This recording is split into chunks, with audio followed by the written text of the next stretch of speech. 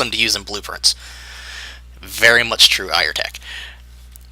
Okay, now what you could do technically is choose or in your hole in the wall, you can set it to something like world static, world dynamic. The problem with that is once you walk into the box, what'll happen is you'll fall through the floor, depending on what you choose. So to be safe, I like to make the other object channel. That way, it only interacts with objects that have this tag in it. It's or not tag, but this type of collision. That way, you're not going to fall through the floor. Now, let's change the object type here in our collision settings. As you can see, object type, change it to hole through. And we're going to take our hole in the wall here, go ahead and move it up. So what should happen, if I did this correctly, whoa, what the hell? Okay. Oh, right, the grappling hook. I forgot about that. Okay, so as you can see, this wall we cannot walk through. Unless you walk right through where the overlap was.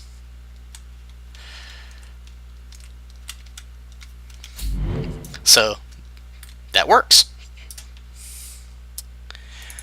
Now, we're going to make it just a little bit more fun because we don't want to just have this all over the place.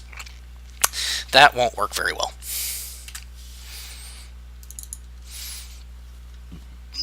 I mean, you could, technically. But let's say you're making a mechanic, for instance, that when you shoot at a wall or use a different mechanic, whatever feature, you can use 1, 2, 3, left mouse button, whatever your input is. We're going to run a trace that checks to see if you can technically walk through that wall, if it has the hole through collision. Let's say single line.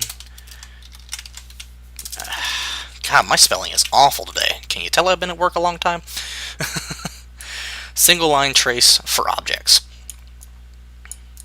And for those of you who don't know, what this does is it goes out into the space, depending on how far you tell it to go, and checks to see if it hits whatever you tell it in the object types.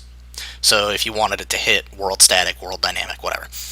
In this case, we only want it to hit hole through. So if it hits a hole through object, it will return that it has. And you can do all kinds of cool stuff with it, like you break the hit value and do all kinds of stuff, which we'll get to in just a minute. Now, I'm going to steal some code from down here. This is our grappling hook for those of you who weren't here for the first stream. Move this up so we can all see. Control V. I'm going to have to shut you off again. Okay. Give me just a sec here. Turn off this auto-saving crap. Let's see. Enable autosave. Goodbye. And let's just hope we don't have another series of crashes like we had on Wednesday. Always fun.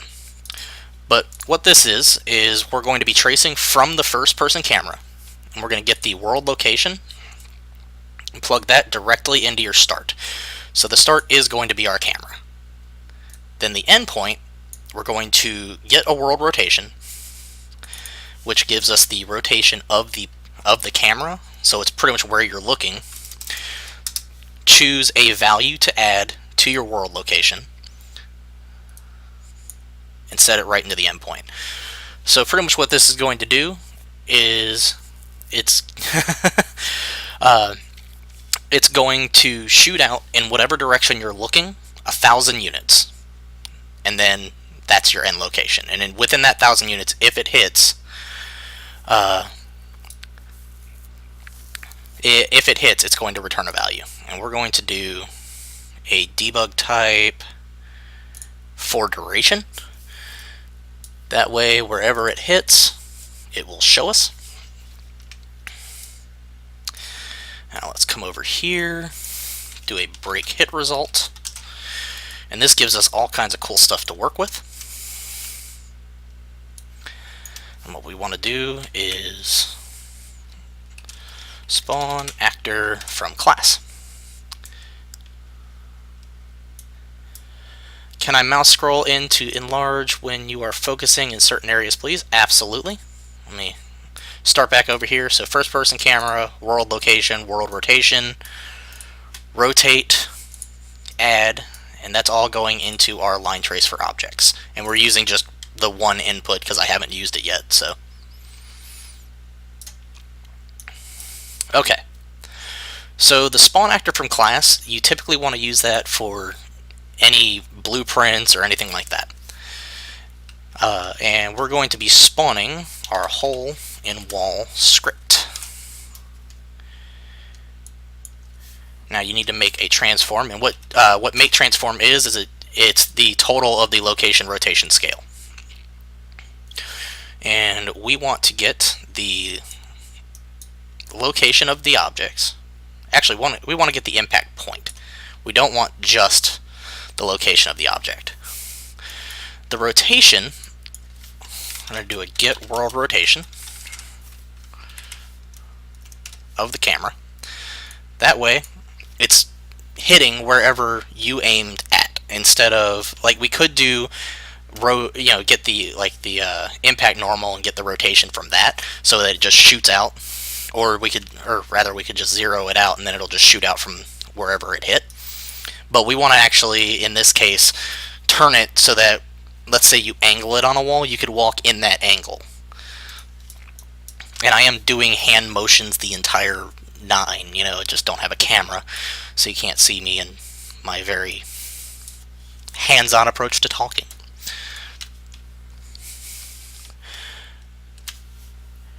IRTech, sorry to tell you, no, not visibility toggle. In this case, we're actually just going to spawn. There, let's get that up there. Actually, I want to make sure that you can see it though, so I'm going to go to viewport, select the box. We're going to take off hidden in game. That way we can see where it spawns. Oh, I know it. I do that too. Okay, so we do that, and if you look, it spawns right where you hit. And you can now walk through it there. What's great is you can use it multiple times. There is a little bit of difficulty here though, because you can spawn all kinds of them, as you can see. And while yeah, that's cool, you could walk through, you can get a little, it gets a little hinky, because if you notice, like when you end overlap and begin overlap, sometimes you'll end up getting caught between the two and it gets stuck. So it kind of gets a little weird, and that's not what we want. So what I'm going to do is, before we spawn the actor, we're going to go back to the hole in wall script.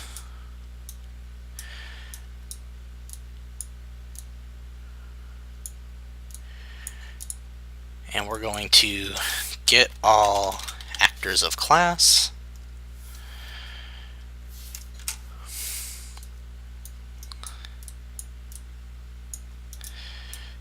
And we're actually going to get the hole in wall. Actually, we probably shouldn't do this in the hole in wall. We should probably do this in the player character, just to prevent it from getting a little too crazy.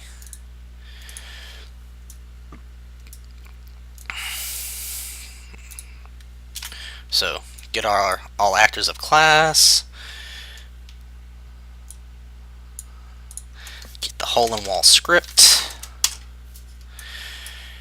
And what get all actors of class does is it goes through your level, and any of the object that are actually in the viewport will come up in this and populate an array. So we're going to do a for each loop. And then let's see, in the loop body, we're going to, okay, just in case you guys didn't know, sometimes Blueprints likes to spaz out, and if you pull too far to the right or left, it'll freak out and like fling you across the blueprint here. Okay, so with the for each loop, what we're going to do is get a not equals. Oh wait, no, I would have to do this in the hole-in-wall. Okay, well, that's easy enough. I am nothing if not fallible.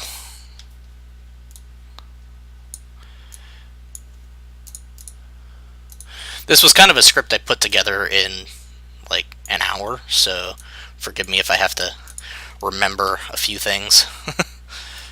Okay, let's scroll out a bit for a second, move that over. Okay, now we're back in business. I'm going to get all actors of class for each loop, and we're going to check to make sure that this is not equal to self. Oh, look. Not only is my uncle here, but my best friend who happens to be in Korea is here. So if it is not equal to self, we are going to destroy the actor.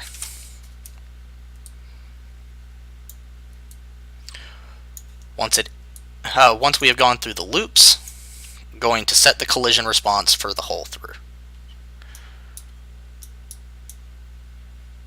Oh wait. Damn it, I did it again. This part needs to be in one other location. This does not need to be on our overlap. That would be really dumb.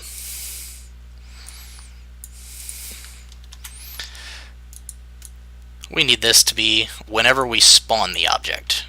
We want it to do an event begin play. That way, because what event begin play does is it's when this object comes into play, not at the very beginning. So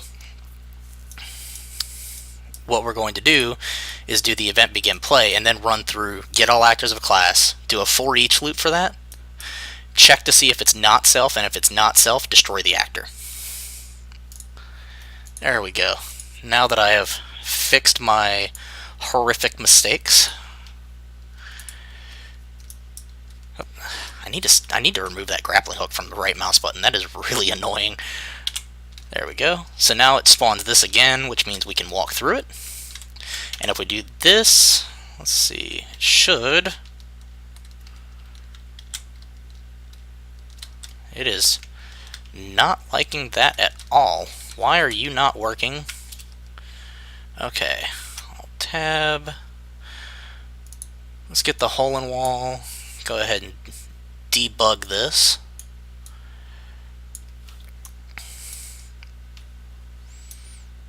Did all actors of class. Where's my... Oh, there we go. Don't know why it's doing that. Okay, and my little thing here that allows me to... Oh, there it is. Hole-in-wall.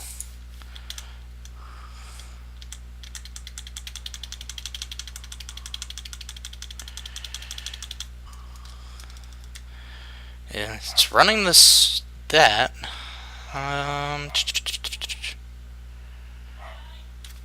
What is going on? I don't like that. Why are you doing that?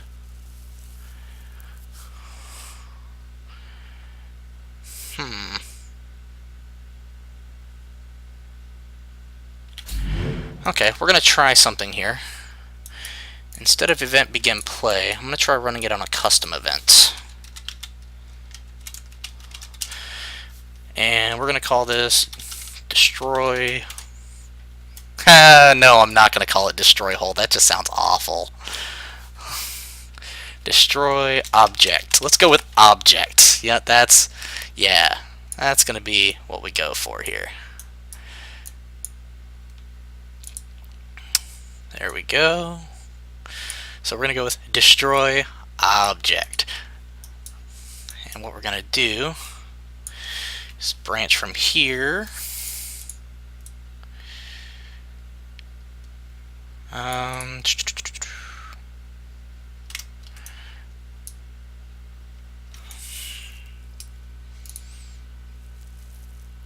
What am I going to do? How did I do this?